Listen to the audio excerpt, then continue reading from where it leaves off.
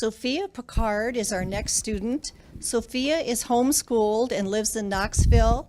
She's the daughter of Stacy and Joel Picard. The title of her project is Knoxville Storytelling Project.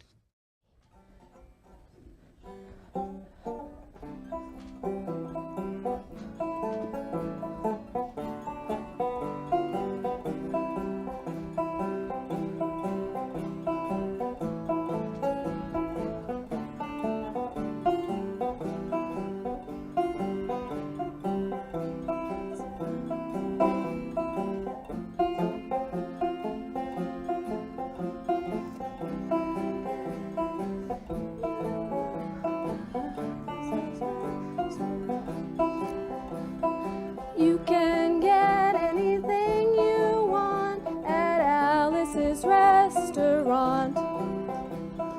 You can get anything you want at Alice's restaurant. Walk right in, it's around the back, just a half a mile from the railroad track. And you can get anything you want at Alice's restaurant. This song is called Alice's Restaurant. It's about Alice and the restaurant. Arlo Guthrie wrote this song. He recorded it in 1967 as a war protest song. A lot of war protest songs came out of the 60s, but this one endured. And that's because it's more than just a song, It's a story, an 18-minute long story, and a powerful, memorable narrative. I first heard it played on an old cassette tape on a family trip to Wisconsin. Wisconsin is where my grandparents live. And if you knew my grandpa, you'd know that storytelling runs through my veins. My grandpa's name is Paul, but we call him Hyperbole Paul. When it comes to my grandpa's stories, the line between truth and fiction is a little blurry at times. But one thing's for sure, he knows how to tell a story. Growing up hearing my grandpa's stories about hitchhiking across America, bear hunting in Canada, and being tricked into marrying my grandma gave me an appreciation for my roots. Every community and every family has stories. And with my project, I'm giving my community the opportunity to find those stories.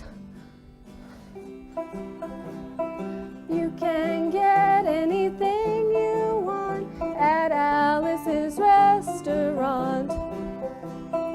You can get anything you want at Alice's restaurant. Walk right in, it's around the back, just a half a mile from the railroad track. And you can get anything you want at Alice's restaurant.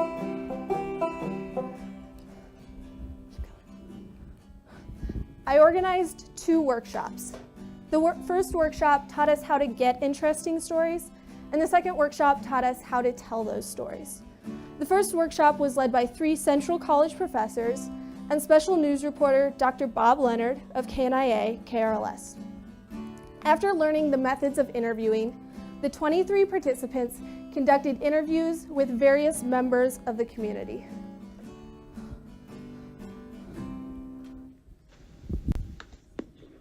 I think the first summer I was there, because teachers didn't make very much money then, and one summer I decided I needed to work because my apartment cost me $60 a month.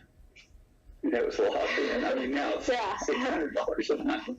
But so I got a job in a factory in Trenton that made and canned baby food. And I got a job doing that in the summer from midnight to 8, I think. And I did that about a month and a half, and I said, that's enough of that. I couldn't sleep during the day, and it was too hard physical work for me. So what were you doing? I was actually, the jars would come down the line from me, and they were already filled, little baby jars full of food. Mm-hmm. And I was to put on the lids and then put them in a container to be taken out and shipped away. Mm-hmm. And I just did not like the line work. It was boring. Yeah. It was just boring. I mean, if I had to do it, I would have done it, but I wanted to make a little extra money, but I decided I just had to be frugal and quit that job. Wasn't worth it. Wasn't worth it. Well, I grew up right where we're sitting. This was the home farm. House sat over on the other side of the driveway, but that's where I grew up. As pretty primitive buildings and an old house. It was cold, cold, cold. Wind would blow through, you have drift in the bedroom. And then about the time I was in high school, folks built this house. A month and a half later, I held the second workshop. This one was led by Dr. Mary Stark of the Central College English Department and by Pat Finan, editor of the Knoxville Journal-Express and the Pella Chronicle. At this workshop, we shared highlights from our interviews and practiced writing stories from the oral interviews.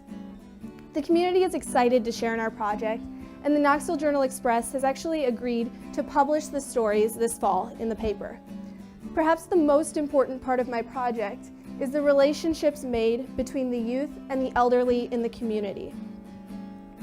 My initial goal with this project was to cultivate intergenerational ties.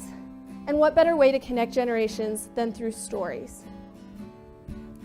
The elderly in the community have a lifetime of stories to tell. Stories that are waiting to be found. Stories that have to be found before they're lost.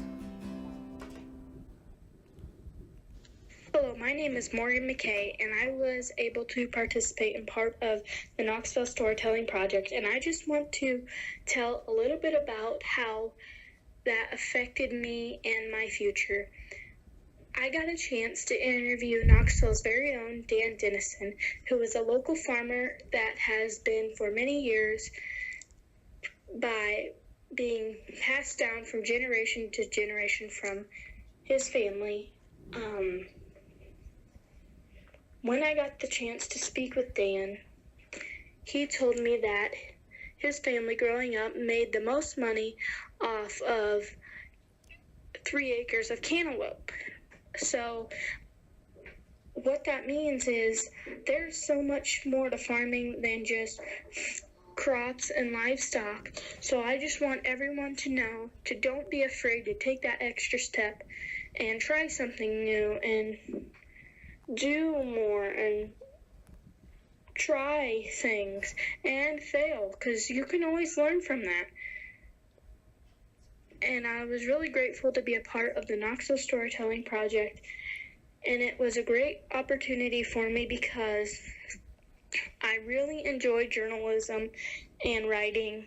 Also, I really enjoy agriculture, so I'm thinking about going into ag journalism when I grow up. Stories are how we connect, how we learn from one another, and how legacies are passed on. I'm pleased to say that my project has done this. And while doing this, it has provided valuable skills to the youth of my community and has given many generations in my hometown the opportunity to interact and to learn from one another. In his speech, The Meaning of America, Herbert Hoover told stories of his own life. From his boyhood here in West Branch to stories about school, traveling the world, and his experiences in other countries and governments, President Hoover highlighted the experiences that formed his opinion that within the soul of America is freedom of mind and spirit in man. Here alone is human dignity not a dream, but an accomplishment. Hoover understood that it is through stories that we connect with one another and learn to appreciate one another's viewpoint. As Hoover said, maybe the intangible we cannot describe lies in the personal experience and the living of each of us. Personal experiences are at the heart of stories. Stories connect people. The Knoxville Storytelling Project is about bringing generations of Knoxville community members together through their stories. You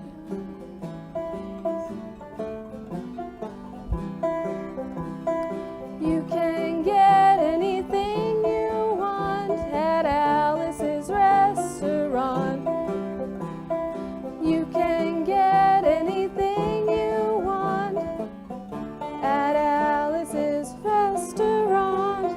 Walk right in, it's around the back, just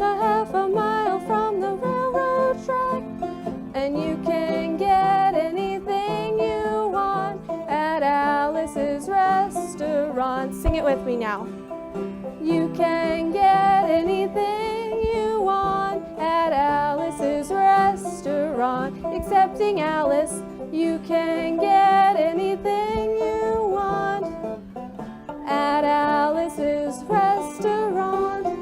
Walk right in, it's around the back, just a half a mile from the railroad track. And you can get anything you want at Alice's restaurant. One more time. You can get anything you want at Alice's restaurant. You can get anything you want at Alice's restaurant. Walk right in, it's around the back, just a half a mile from the railroad track. And you can get anything you want at Alice's restaurant. You can get anything you want at Alice's restaurant. Thank you.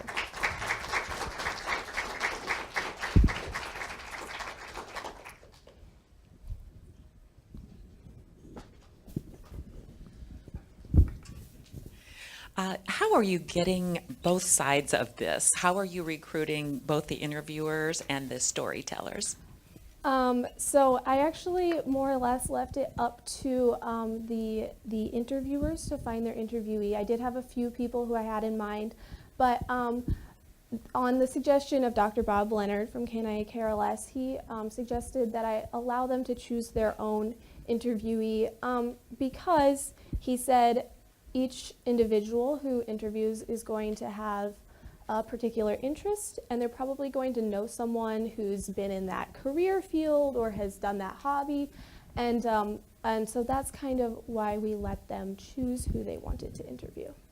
So. Do these workshops, are they planning to continue next year, or do you continue, have this, how is this going to continue on? We do not have any more interviews planned at the moment. The Knoxville Journal-Express is going to be publishing the story, so it's kind of going to be continuing in that way. We have as well recorded the workshop so that if someone wanted to watch it, to be a part of the project, they could after the fact.